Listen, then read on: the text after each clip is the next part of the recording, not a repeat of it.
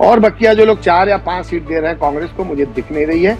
कोई कह रहा है कस्तूरबा नगर कांग्रेस जीत रही है, कोई कह रहा है देवली जीत रही है, वो चांस नहीं दिखे मुझे। एक मैक्सिमम 2 सीट आ सकती कांग्रेस की। और हालांकि जैसे वोट प्रोजेक्शन हैं जो कल जो हुआ है, तो वो आम आदमी पार्टी और बीजेपी और आम आदमी पार्टी के बीच में सीट समझ। देखिए, एग्जिट पोल के बाद कॉन्फिडेंस तो बढ़ा है, लेकिन मैंने एक और कॉन्स्पिरेसी थ्योरी सुनी है कि कोशिश ये हो रही है कि आपकी सरकार को जितने भी टिकट मिले, सीट मिले, कांग्रेस को मिले और बाकी जितने भी छुटपुट अगर उन लोगों को सीट मिले, तो ये लोग मिलकर सरकार बनाने का प्रयास करेंगे। बेसिकली बीजेपी को हराकर ये सारी की सारी पार्टी सरकार बनाने का प्रयास करेगी, अगर बीजेपी को 36 का आंकड़ा नहीं मिला तो। छोटी सी विधानसभा हमारे राष्ट्रीय राजधानी क्षेत्र दिल्ली का है, तो इसमें मुझे कोई बहुत ज्यादा परिवर्तन होता नहीं दिख रहा है। अब मैंने पिछले भी शो में आपके कहा था कि दिल्ली में बीजेपी का वनवास 1998 में जो आया था वो खत्म होने आ गया। अब दिल्ली में बीजेपी की सरकार बनेगी और ये दिल्ली के लिए भी अच्छा है, डबल इंजन की सरकार हो।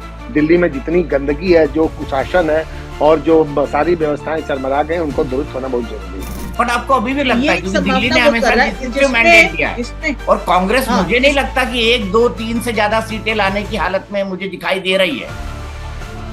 हाँ, अनफॉर्चुनेटली ऐसा लग रहा है, क्योंकि जो सबसे अच्छे चेहरे हैं वो भी हार रहे हैं।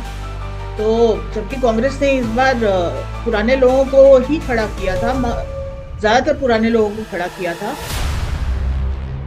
नमस्कार दोस्तों, मैं हूं दीपक चौरसिया। आपको पता है दिल्ली के एग्जिट पोल आ चुके हैं। ज्यादातर एग्जिट पोल और जो पोल्स ऑफ द पोल है वो भी ये कह रहा है कि भारतीय जनता पार्टी, अगर सभी को मिला दिया जाए, जो कह रहे हैं कि बीजेपी जीत रही है, ज्यादातर यही कह रहे हैं। 3 सर्वे ये कह रहे हैं कि कांग्रेस की सरकार बनने की भी संभावना है।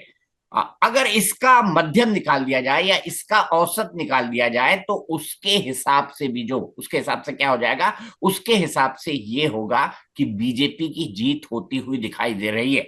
अब वो 2 साथी जिनके बारे में मैंने आपको बताया था, जिनके साथ मैंने दिल्ली की गलियां छानी, 1993 से लेकर आज तक कई साल हम सड़कों पर साथ रहे, हर तरह का उतार चढ़ाव दिल्ली की राजनीति पर देखा, भारतीय जनता पार्टी के 3-3 मुख्यमंत्री बदलते देखे, शीला दीक्षित का 3 बार का टर्म देखा, इसके बाद अरविंद केजरीवाल की आंधी भी देखी। लेकिन आज अरविंद केजरीवाल, हमने कहा था पिछले अपने टेलीकास्ट के अंदर, या तो अरविंद केजरीवाल हार रहे हैं या जीत रहे हैं, क्योंकि उन्हीं के ऊपर जनमत संग्रह है, उन पर, उनकी राजनीति पर, उनकी पार्टी पर और खास तौर पर अरविंद केजरीवाल की पर्सनैलिटी पर, क्योंकि इस चुनाव का सबसे बड़ा सेंट्रल फिगर अरविंद केजरीवाल है।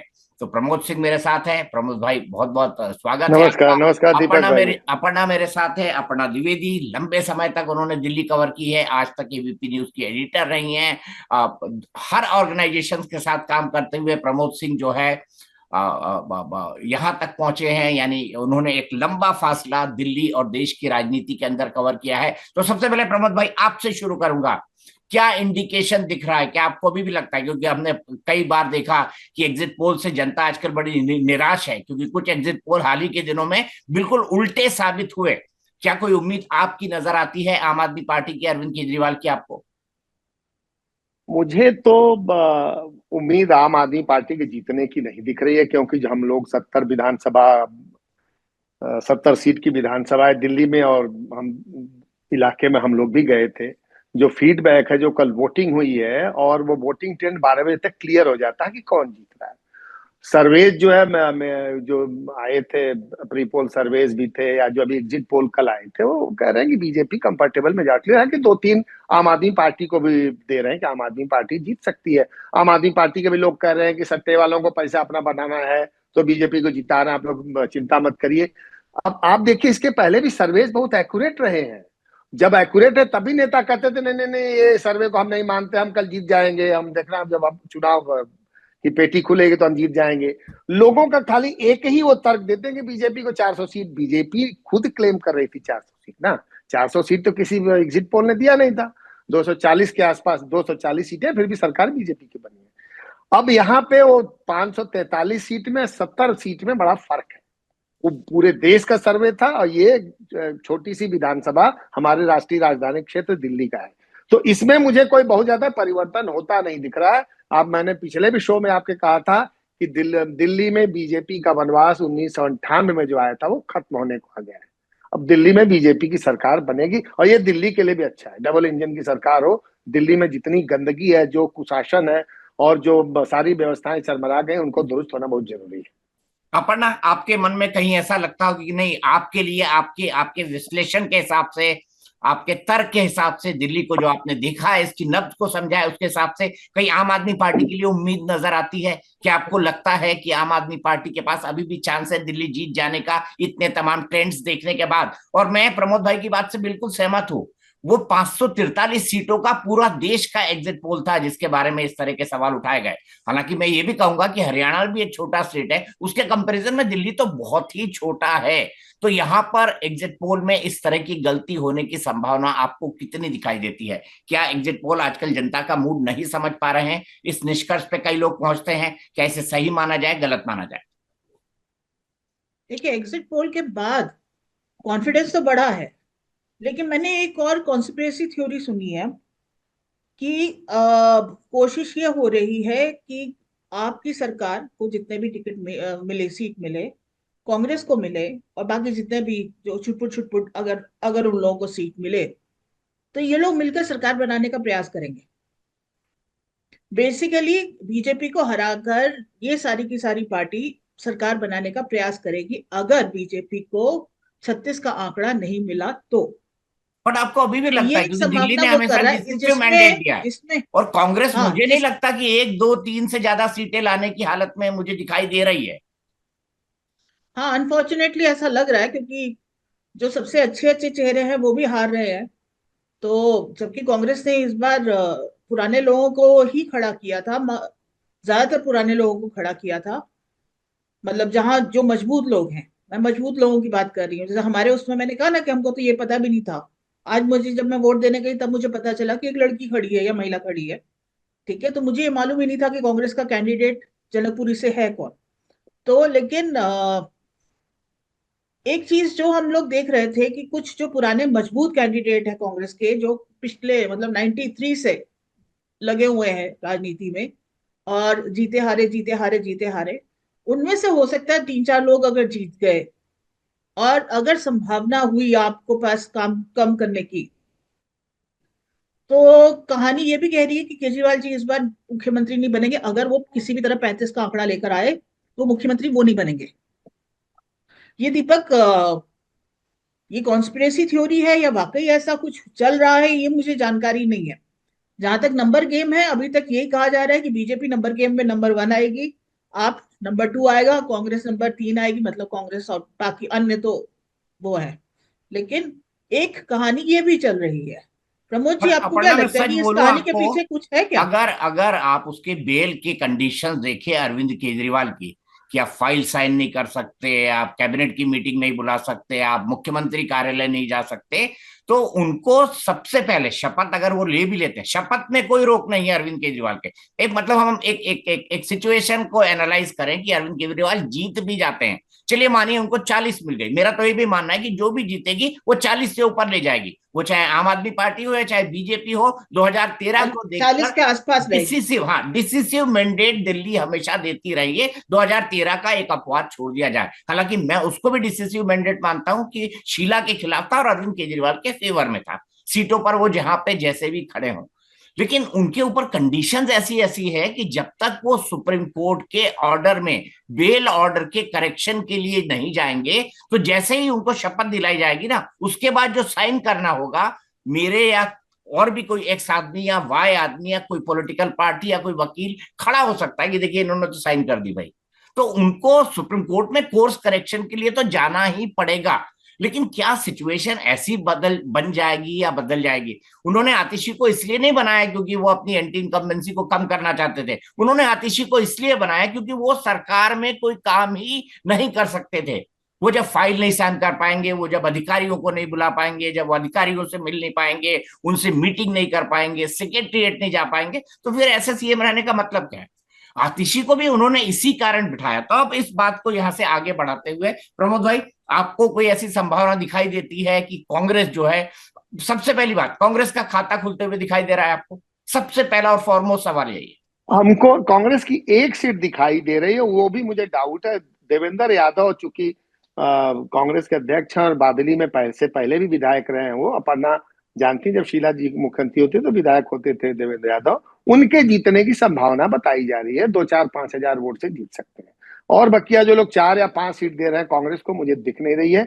कोई कह रहा है कस्तूरबा नगर कांग्रेस जीत रही है, कोई कह रहा है देवली जीत रही है, वो चांस नहीं दिखा मुझे। एक मैक्सिमम 2 सीट आ सकती कांग्रेस की। और हालांकि जैसे वोट प्रोजेक्शन हैं जो कल जो हुआ है, तो वो आम आदमी पार्टी और बीजेपी और आम आदमी पार्टी के बीच में सीट्स रहेंगी और किसी को नहीं मिलने वाला। कॉन्स्पिरेसी थ्योरी की जो बात अपर्णा कह रही थी, वो इसीलिए करें, कुछ लोग कह रहे हैं 32 बीजेपी, 32 आप, 64, 4 जो आएगी कांग्रेस की, 2 आएगी AIMIM की, तो लोग इनके साथ आ जाएंगे, जैसा 2013 में हुआ था। 28 केजरीवाल को मिली थी आपको और 32 बीजेपी को मिली थी। कांग्रेस ने अपनी जो कैंपेन थी ना, बहुत लेट शुरू किया, जब फ्लॉग ओवर्स बचे थे तब। इनको 3-4 महीने पहले करना चाहिए था। जैसे कि लोग शीला दीक्षित जी की सरकार को जब याद करने लगे थे दिल्ली में, तो कांग्रेस के लिए स्पेस था, लेकिन उसमें राहुल गांधी उपलब्ध नहीं थे, या कांग्रेस की जो लीडरशिप थी उसमें अपना जो इंडी गठबंधन है उसको लेकर क्लैरिटी नहीं थी कि इनके साथ रहना है कि उनके साथ जाना है। उसके चलते इनकी जो कैंपेन डिरेल हो गई। और मेरा मानना है कि कांग्रेस ने, अगर कांग्रेस नेतृत्व ने अजय माकन की एक 20-25 दिन पहले एक बड़ी हाई प्रोफाइल प्रेस कॉन्फ्रेंस थी जिसका पूरा प्रचार किया गया था, उसको नहीं रोका होता तो कांग्रेस के पास अपार एज था। कांग्रेस 5 की जगह 10 सीटें जीत सकती थी, 6 सीटें जीत सकती थी। अब क्यों हो सकता है 1-2 सीटें जीत जाए, इसका खाता खुल जाए। हाँ, अगर कांग्रेस 10% से ज्यादा वोट ले गई तो केजरीवाल के लिए सारे रास्ते बंद हो गए, क्योंकि वो वोट केजरीवाल का ही लेगी कांग्रेस, बीजेपी का नहीं लेगी, बीजेपी का नहीं लेती। लेकिन आम आदमी पार्टी के जिन नेताओं से मैंने बात किया, जिनको मैंने टेलीविजन पर सुना, वो अपर्णा ये कहते हैं कि कोई कांग्रेस के बढ़ने से हमको कोई फर्क नहीं पड़ता है, कांग्रेस के बढ़ने से बीजेपी को ही नुकसान होता, क्योंकि वो anti incumbency vote Bharatiya Janata party को जो जाना था वो कांग्रेस पे चला जाता। तो कांग्रेस बढ़े या कांग्रेस घटे, उससे केजरीवाल की सेहत पर कोई असर नहीं पड़ता। आपके इस तर्क को आप कितना लॉजिकल मानती है, कितना उचित मानती है? देखिए, ये तो गलत है, क्योंकि अगर कांग्रेस घटेगी या बढ़ेगी तो वो केजरीवाल जी के वोट ही खाएगी। लेकिन कल जब हम लोग वोट देकर आ रहे थे और हम लोग आपके लोगों से बात कर रहे थे, तो एक बड़ा मजेदार आंकड़ा आपके नेता ने बोला। उन्होंने बोला कि देखिए, हमारे पास जो वोट आते हैं सबसे ज्यादा वो महिलाओं के आते हैं। कहते हैं जितना वोट हमारे पास, 50% जो वोट है, मतलब पूरे जो वोट प्रतिशत में 50% के आसपास हमारे पास महिलाओं के वोट आते हैं। इतना वोट ना बीजेपी को जाता है ना कांग्रेस को जाता है, बाकी पार्टियों का तो छोड़ ही दीजिए। तो हम उन 50% वोट के वो भरोसे में भी हैं, क्योंकि महिलाएं धोखा नहीं देती, वो लॉयलिस्ट होती हैं, तो वो बकायदा हमें वो करती हैं। तो ये एक आंकड़ा उनके दिमाग में है कहीं ना कहीं। और ये किसी उसमें भी मैंने देखा था कि करीब 50 शायद कांग्रेस को गया था और 43.7 बीजेपी को गया। मैं मतलब सिर्फ महिलाओं का वो कर रही हूँ। कांग्रेस को 6.3 या 3.3 ऐसे गया, और अन्य तो छोड़ दीजिए। तो आपका जो पूरा का पूरा वो है, उन्होंने कहा हमने महिलाओं को सुविधाएं दिख रही है, हमने महिलाओं को पेंशन दिलवाई है, सुरक्षा दिलवाई है, तो महिलाएं हमारे उसमें ज्यादा सुरक्षित महसूस करती हैं। तो हमें, हमारे पास जो वोट आएगा वो महिलाओं का आएगा, ये इनका दावा था। अब ये वो महिलाएं क्या पूरी तरह से इस साल भी आपको उसी तर्ज पे वोट दे रही हैं जैसे हमेशा देती आई हैं? फिर उन्होंने कहा क्योंकि हमारी मुख्यमंत्री इस बार महिला है। हालांकि मैंने उनको कहा कि आप लोग अपनी मुख्यमंत्री तो महिला के नाम पे डाल नहीं रहे हैं। आपकी मुख्यमंत्री महिला होंगी, लेकिन आपका जो पूरा कैंपेन है वो तो केजरीवाल के नाम पे चल रहा है। ठीक है, नहीं, लेकिन महिला मुख्यमंत्री हमने खड़ी की है, तो वो हमें हमारे लिए अच्छी होगी। तो कहीं ना कहीं ये भरोसा भी आपको है कि ये सारे पक्ष जो हैं वो उनको शायद अभी भी सहारा दे सकते हैं। प्रमोद जी, लेकिन आपको अभी हम लगता जो है कि महिला महिला क्योंकि महिला फैक्टर बड़ा है, 3 फैक्टर बड़े हैं, M यानी मुस्लिम, M यानी महिला, और M यानी मिडिल क्लास। ट्रिपल M के ऊपर ये पूरा चुनाव टिका हुआ है। ट्रैकर भी ये कह रहा था कि महिलाएं जो है वो अरविंद केजरीवाल के फेवर में है, खासतौर से मिडिल क्लास और लोअर मिडिल क्लास की बस फ्री राइड। बाकी सब चीजें तो पुरानी हो गई है। आपको ऐसा लगता है क्या कि इसका इसका महिलाएं जो है अंततः अरविंद केजरीवाल को जिताकर निकाल ले जाएंगी? आप बस फ्री राइड की जो बात कर रहे हैं दीपक भाई, हमने बहुत क्लोजली ऑब्जर्व किया। इवन जब मैंने अपने रिपोर्टर्स भी लगाए, देखे महिलाएं कितनी बसेज में थी। आप देखेंगे दिल्ली जो डीटीसी की रेड बसेज है या जो एग्रीगेटर की बसेज ऑरेंज या इलेक्ट्रिक वाली बसें हैं, फेरा फेरा लगाती हैं, खाली रहती है। ज्यादातर जो मिडिल क्लास महिलाओं की जो भीड़ आप कह रहे हैं, लोअर मिडिल क्लास नहीं, middle class, upper middle class, वो मेट्रो में अपवर्डली जो मोबाइल है या जो सर्विस क्लास है मेट्रो में चलते हैं, because of less time that it takes. Bus से आप चलेंगे, जहां पे अपर्णा रहती जनकपुरी से कनॉट प्लेस आने में आपको 2 घंटे 3 घंटे लगेंगे, मेट्रो से चलेंगे आप 30 मिनट में आ जाएंगे। ये केजरीवाल का क्या ये कहना कि हमको वोट दे रही है, वो एक वो जो नीचे जो लोअर मिडिल क्लास क्या क्या जिसको आप कहेंगे fourth category of the society बोलते हैं, वो जो हाउस हेल्प का काम, डोमेस्टिक हेल्प का काम करना है, उनको चलना हो रहा है, वो दे सकती है। लेकिन अभी जब वोटिंग पर देख रहे थे पैटर्न, तो बीजेपी को भी 42-44% तो महिलाएं वोट दे रही हैं। अगर आपको 48-50% दे रहे हैं तो उससे बहुत ज्यादा फर्क नहीं है, क्योंकि बीजेपी ने आपके और वोट काट लिए हैं। तो खाली आप कहें कि आम आदमी पार्टी को 100% महिलाएं अगर वोट देती हैं आपको, तो आप 70 की 70 जीतती। लेकिन उसका वोट जो है एक मुश्त महिलाओं का उसको नहीं जा रहा है। एक मुश्त वोट महिलाओं का नहीं जा रहा है। तो अपन यहाँ से आगे बढ़ते हैं और ये समझने की कोशिश करते हैं कि जो कैंपेन अरविंद केजरीवाल ने करी, क्या आपको वही बॉडी लैंग्वेज अरविंद केजरीवाल की दिखाई दी जो पिछले 3 चुनाव के दौरान थी? या अरविंद केजरीवाल इस बार थोड़े सहमे हुए, थोड़े डरे हुए, थोड़े कंफ्यूज, रोज नए मुद्दे उठाने वाले, रोज नए स्क्रिप्ट लिखने वाले, रोज चीजों से डाइवर्जन करने वाले, माफी मांगने वाले अरविंद केजरीवाल बदले बदले थे? झुके झुके से थे। कहीं ना कहीं आत्मविश्वास की कमी थी। दुखी भी थे और झुके भी थे। जनरली अगर आप बॉडी लैंग्वेज का वो देखें, क्योंकि हम लोग जब कवर करते थे तो हमें कहा जाता था कि नेता की बॉडी लैंग्वेज उसके नतीजे बताती है। तो केजरीवाल जी, एक तो उनको बार बार वो एंटी इनकम्बेंसी की बात कर रहे थे अपने हारने को लेकर, लेकिन उसके अलावा उनका वो कॉन्फिडेंस लेवल उस लेवल का नहीं था जब वो 13 के बाद से जब तक वो चुनाव में आते थे। इस बार वो काफी झुके से थे। कंधा जब आपका झुक जाता है ना, तो दो ही तरह से होता है। या तो आप निराश हो जाते हैं, या आप प्रेम में पड़ जाते हैं। कहते हैं ना कि भैया प्रेम में पड़े हुए लड़कियां और लड़के, या फिर आत्मविश्वास की कमी, दोनों के कंधे ऐसे झुके से हो जाते हैं। बस अंतर ये हो जाता है कि जो प्रेम में पड़े हुए लड़के लड़की होते हैं उनके चेहरे पे चमक आ जाती है। केजरीवाल जी के बारे नहीं, में तो ये केजरीवाल नहीं के कह चेहरे पे सकते। चमक तो आई, पहले से ज्यादा चमक आ गई अपर्णा केजरीवाल के चेहरे पे। आप देखिए, चमकता चमकता चेहरा वो तो केजरीवाल मुझे का लगता है बिल्कुल। कि मतलब उसका कारण कुछ और हो सकता है, पर ये इस बार वो नहीं दिखा। और यही चीज मुझे उनके उम्मीदवारों में भी दिखी। केजरीवाल के पीछे खड़े हुए जो लोग बैठ के तूफान तूफान मचाते थे और हाँ हाय हाय करते थे, इस बार सब थोड़े डरे डरे से हैं। डर जो है मुझे इस बार इस पार्टी में दिखने लगा है। कहीं ना कहीं हर आदमी के पीछे एक एक्सपीरियंस है कि ये कह रहा है कि हमें थोड़ा तो डर लग रहा है, कल को हमें जेल में डाल दिया तो ये एक डर तो है। हाँ, अब ये डर, भैया अगर भ्रष्टाचार है और कुछ कारण है और तभी तो आप जाओगे जेल में, तो वो कह रहे हैं नहीं नहीं नहीं। और ये विक्टिम प्ले कर रहे हैं। ये विक्टिम जो प्ले कर रहे हैं, ये भी काम कर रहा है। कितना काम कर रहा है पता नहीं, पर वो जो विक्टिम प्ले कर रहे हैं वो काम कर रहा है कई लोगों के लिए। वो बार बार कह रहे हैं कि हाँ हो सकता है इतना ईमानदार आदमी अचानक जेल क्यों जा रहा है।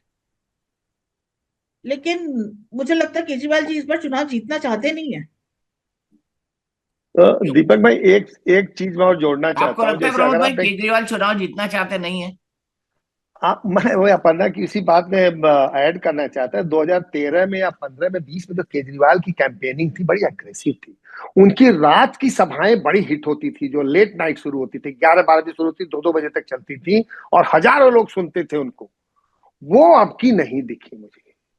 आम आदमी पार्टी की कोई बहुत बड़ी सभा नहीं जहां 50,000 लोग खड़े हों, वो नुक्कड़ सभाएं करते रहे। हमें लगा कि इनका बेस खत्म हुआ है। केजरीवाल को जब पहली बार गिरफ्तार करके जेल भेजा गया था, वो मुख्यमंत्री थे, आपके मुखिया भी थे, पंजाब उनकी सरकार है। आप उनके दफ्तर से आम आदमी पार्टी का जो दफ्तर पहले था दीनदयाल उपाध्याय मार्ग पे, वहां से बीजेपी का सेंट्रल ऑफिस 200 मीटर की दूरी पे है। भीड़ नहीं जुटी थी, 500 लोग से ज्यादा प्रदर्शन करने के लिए, प्रदर्शन कॉल ऑफ हो गया था। तो मैं कहीं ना कहीं ये लग रहा था कि आम आदमी का जो बेस है, जो उसके सपोर्टर हैं, हु वर पेड अर्लियर, उनको पैसे नहीं मिले, वो खिसक गए।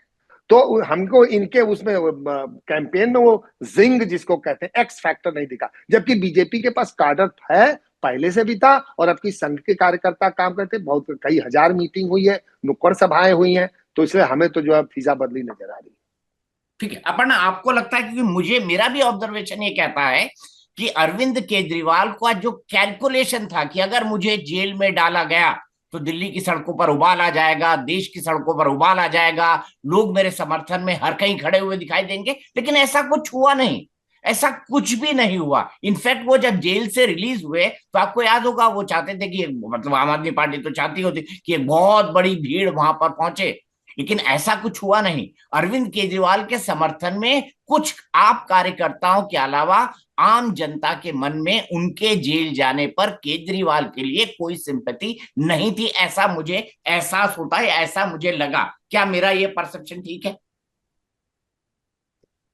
जेल जाने पर सहानुभूति नहीं थी, ये तो मतलब मिक्स फैक्टर है कहीं नहीं है।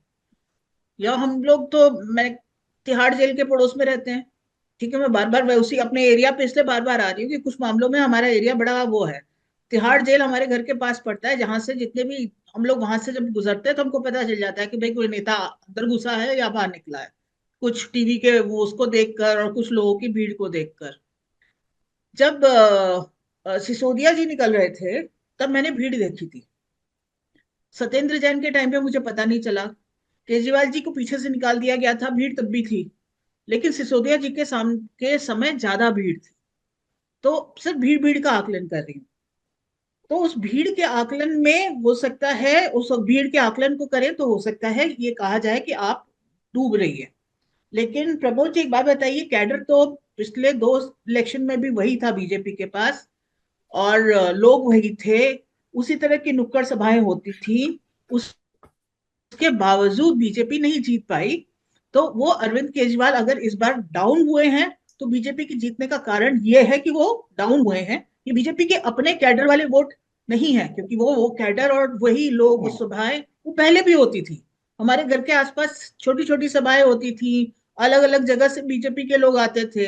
इस बार कैंडिडेट और उसकी सभाएं ज्यादा नहीं हुई हैं। हाँ, देखिए कुछ जगह पे अपर्णा, संदीप दीक्षित घर घर गए हैं पार्ट ने अपना वो, पर वो तो मतलब कैंडिडेट टू कैंडिडेट कुछ लोग गए हैं। पर वैसे जिस कैडर की बात आप कर रहे हैं वो कैडर पहले भी था बीजेपी का, तो क्यों नहीं कर पाई? देखिए देखिए ऐसा है, 2014 की जब लोकसभा का चुनाव हुआ था, 2013 में केजरीवाल की सरकार गिरने के बाद, तो बीजेपी 7 सीट जीती थी, और इसकी लोकसभा के 70 में से 60 विधानसभा में बीजेपी की लीड थी।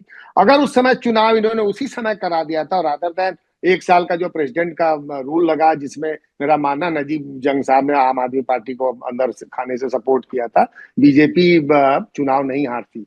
फिर 2019 में भी बीजेपी को बहुत ज्यादा सीटें मिली, लोकसभा की सारी सीटें जीती, same number of assembly seats में लीड किया, लेकिन जब चुनाव हुआ तो 62 सीट पे हार गई, तो आप जीत गई। 2024 में बीजेपी ने उस जो 17% का जो इसका 18% का इसका लोकसभा और विधानसभा के बीच में जो गैप होता था, उसको कहा कि भाई अब इसको हमें भरना है, इस गैप को जो है 17% से 8%, 9% पे लाना है। अब की जो हुआ है, मेरा मानना है कि बीजेपी ने अपने उस जो 38-39% पिछली बार विधानसभा मिला, तो उसमें 10% वोट जोड़ा है, 46 से 47% वोट बीजेपी को मिलना। आम आदमी पार्टी का वोट 8 से 10% नीचे आया है, 53% थी, 44 के आसपास, 43 के आसपास आ गया। बीजेपी को इस समय जो इन्होंने काडर को गैल्वेनाइज किया, और केजरीवाल की जो नायक वाली छवि थी ना, खत्म हो गई थी, एक ईमानदार नेता की। वो सबने उनका घर देखा, फिर जो शराब वाला घोटाला हुआ, सत्येंद्र जैन जेल गए, और भी लोग जेल गए, तो उससे जो है जनता में भी होता भाई अगर ये सच होते तो इनको बेल क्यों नहीं मिलती। सुप्रीम कोर्ट ने इनका केस तो नहीं बंद किया, सुप्रीम कोर्ट ने केजरीवाल को मुक्त किया नहीं, जैसे दीपक भाई कहते उनको मुख्यमंत्री भी बनाया, इतने राइडर्स के साथ बना दिया कि भाई आप उससे बढ़िया घर पे ही बैठो, काहे के लिए मुख्यमंत्री हो, जब आप कोई फाइल नहीं साइन कर सकते, कैबिनेट मीटिंग नहीं बुला सकते। हाँ, एक कंडीशन दी थी कि एलजी के पास जो फाइल जाएगी आप उसको सिर्फ साइन करेंगे, उसमें भी कोई डेलिबरेशन, कोई नोट नहीं लगाएंगे, कोई अफसर को कोई निर्देश नहीं देंगे। तो अब की जो काडर वाली बात है, आपकी बात सही है, बीजेपी बहुत फ्रैक्चर्ड थी, लेकिन अब की संघ के आने के बाद से बीजेपी की जो लीडरशिप, स्टेट लीडरशिप को उन्होंने इकट्ठा किया और थोड़ी कैंपेन ठीक से लड़ी, और इसलिए मुझे लग रहा है कि बीजेपी मैं प्रमोद भाई की बात से मैं प्रमोद भाई की बात से एग्री करते हुए आप बता दूं, आप देखिए 2014 के चुनाव में मतलब किसी ने नहीं सोचा था कि भारतीय जनता पार्टी 282 ले आएगी, मतलब वो तो एक तरह से चमत्कार ही था। 282 का मैजिक फेयर सिर्फ बीजेपी ले आएगी। तो भारतीय जनता पार्टी ने दिल्ली को लेकर मतलब एक मिस्टेक की। उनकी मिस्टेक, वो लंबा राष्ट्रपति शासन था जो नहीं होना था, और फिर अरविंद केजरीवाल लोकसभा चुनाव में हारने के बाद पूरी दिल्ली के अंदर माफी मांग रहे थे, मुझसे गलती हो गई, मैं अब दिल्ली बिल्कुल नहीं छोड़ूंगा, मैं दिल्ली की सेवा करूंगा, आपने एक मौका प्रधानमंत्री मोदी को केंद्र में दे दिया, मुझे आप दिल्ली में दीजिए। ये उनका 2015 का नैरेटिव था। उस वक्त वो भ्रष्टाचार विरोधी आंदोलन से निकल कर आए एक क्रांतिकारी योद्धा थे। 2020 में उनको इसलिए मैंडेट मिला, 2019 में फिर भारतीय जनता पार्टी 303 सीटें लेके आई, एक के बाद एक उन्होंने बड़े डिसीजन किए, लेकिन अरविंद केजरीवाल को लगा कि विधानसभा बचाना उनके लिए मुश्किल है। हालांकि उनको यह भी लगा था सीए एनआरसी आंदोलन में कि अगर हिंदू और मुसलमान पर वोट पोलराइज हो गया तो मेरे लिए दिक्कत हो जाएगी, इसीलिए उन्होंने हनुमान चालीसा पढ़ना शुरू किया। लेकिन उनका बड़ा स्ट्रॉन्ग नैरेटिव था कि देखिए दिल्ली आपने मोदी को दे दिया, आप केंद्र में मोदी को दे दिया, 303 सीटें दे दी, दिल्ली आप मुझे दे दीजिए। और एक बड़ा तबका था दिल्ली में भी, बड़ा एंटी मोदी वोट बैंक है, बहुत बड़ा एंटी मोदी वोट बैंक है, समय समय पर वो स्विंग करता है। लेकिन 2025 के चुनाव में उनकी तमाम जितने भी यूनिक सेलिंग पॉइंट है, कट्टर ईमानदार, भ्रष्टाचार के साथ कोई समझौता नहीं, मतलब एक ऐसा आदमी जो शुचिता की राजनीति करेगा, गवर्नेंस करेगा, वो सारे छवि ध्वस्त हो गए। तो मेरी और आशुतोष की बात हुई थी तो मैंने ये माना था कि, और आशु ने भी ये माना था कि अरविंद केजरीवाल का जो इमेज है ना, उसका शीशा भी टूटा है। और जो अरविंद केजरीवाल के साथ उम्मीद लेकर आए थे कि भारतीय राजनीति में एक परिवर्तन होगा, वो उन लोगों का दिल भी टूटा है, उन लोगों का दिल भी टूटा है। बड़ी संख्या है। प्रमोद भाई, आप एग्री करेंगे इस बात से? जो नहीं, आप सही कह रहे हैं, और सही कह रहे हैं। फिर आप आम आदमी की बात करते थे, मेट्रो से गए थे आप शपथ लेने, आपके लोग गए थे, आप वैगनार में चलते थे, बहुत एक ढीला ढाली शर्ट और एक पुरानी चप्पल और रेनॉल्ड्स का पहन लेके चलते थे। फिर आप जब 125 सुरक्षा कर्मियों के साथ चलने लगे और पूरा आपका वो आगे पीछे 25 गाड़ियां चलने लगी, और फिर आपका लोगों ने घर देखा, ला कि निवास मुख्यमंत्री का ही था। ये कुछ भी कहें, लेकिन भाई खर्चा तो आपने कराया था, उस पर 40-42 करोड़ रुपया लगाया था। तो वो जो इमेज थी, आम आदमी पार्टी जो गरीब आदमी है, उसने कहा यार ये तो हमको मूर्ख बना रहे हैं, अपने राजा बने हुए हैं और हमको झुंझुना पकड़ा रहे हैं। ये भी एक अंतर था। पढ़ना तो आज इतने पे ही रुकते हैं, लंबा नहीं, 6 बजे मैं इसको टेलीकास्ट करूंगा, एक प्रोमो भी डालूंगा, फटाफट वही पुराना वाला प्रोमो कि जिन साथियों के साथ मैंने दिल्ली की गलियों में खाक छानी, धूल छानी, उनसे ही समझिए इस चुनाव का पूरा विश्लेषण। बहुत बहुत शुक्रिया। 8 तारीख के रिजल्ट के बाद एक बार फिर जुड़ेंगे। जनता जनार्दन है, पता नहीं क्या चमत्कार करती है, मतपेटियों के अंदर क्या बंद है, ईवीएम्स के अंदर, हम आएंगे, इसका पूरा विश्लेषण करेंगे। आप दोनों का बहुत बहुत शुक्रिया। अभी सारी पॉलिटिकल पार्टी फिंगर क्रॉस्ड है। बिल्कुल बिल्कुल बिल्कुल बिल्कुल। नमस्कार दीपक। नमस्कार। नमस्कार।